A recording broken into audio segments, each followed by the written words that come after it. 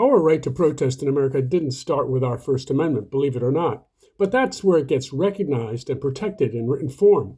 But the instinct and legitimacy of protests goes much deeper. Stay tuned, I'll let you know how that happens. They come straight out of Anglo-American common law, inherited from England, legal traditions, and even earlier political struggles. At its core, protest begins with a very old idea that government is not sovereign by default. Legitimacy flows upward from the people. And when government acts outside its lawful authority, resistance is not rebellion. It is correction. In English common law, long before America existed, subjects had recognized rights to petition the crown, to assemble, to complain, and to resist unlawful acts by officials. The Magna Carta in 1215 did not create democracy, but it did establish something radical for its time, that the ruler is bound by law. If the king violated that law, subjects were not morally or legally obligated to quietly comply.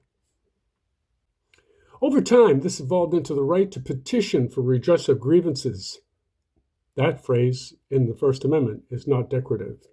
It is a direct inheritance.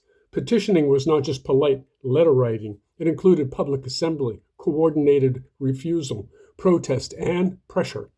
In England, protests against unlawful taxation, conscription, enclosure of land, and religious coercion were often framed as defenses of the law, not violations of it. The American colonists absolutely understood themselves in this way. When they protested British actions, the Stamp Act, the Townshend Acts, arbitrary searches, standing armies, they did not say, "We reject the law." They said, "Parliament and the Crown are violating English law and the rights of Englishmen."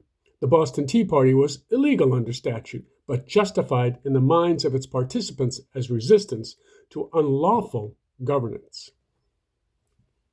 So, when the First Amendment says Congress shall make no law abridging the right of the people peaceably to assemble and to petition the government for a redress of grievances, it is not granting a privilege. It is acknowledging a pre-existing right that government does not own. This matters for our nagging questions about protesting, what you believe to be unlawful government actions.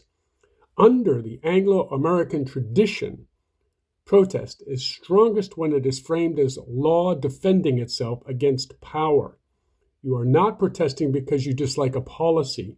You are protesting because the government has exceeded its lawful authority, violated due process, ignored constitutional limits, or abandoned consent. And this is why historically the most protected forms of protest are peaceful, public, collective, and aimed at drawing attention to illegality or injustice. That is also why governments tend to get nervous when protests are legally literate and disciplined, because they echo the old common law idea that authority without legitimacy is just force.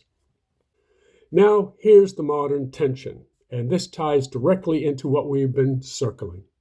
Over time, protest has been reclassified by the state from a right rooted in sovereignty of the people into a regulated activity, managed by permits, zones, and policing doctrines. That is a shift away from common law thinking and toward administrative control.